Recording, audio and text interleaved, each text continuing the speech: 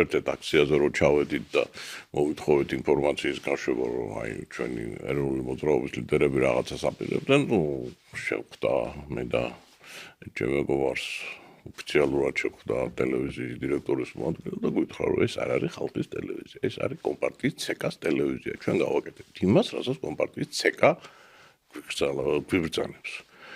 7 წლის წინ ეს იქნებოდა გასაგები, მაგრამ 99 წელს ეს იყო საშინელი ანაქრონიზმი იმის ფონზე, რაც ხდებოდა რუსულ მედიაში, სკლადი გაკეთდა საკავშირო ტელევიზიაზე, ანუ იქ მთელი მოსკოვში საოცარი მედია იყო და საოცრად გაიხსნა ინფორმაცია, აგანოკი, ჟურნალები გამოდის, პოლიტიკური უამრავი რამე იბეჭდება იმაზე თუ რა ხდებოდა საბჭოთა კავშირში, რეპრესიები, ის რა შეცდომები დაუშვირა, ღია მსჯელობა მიდის ბევრ რამეზე.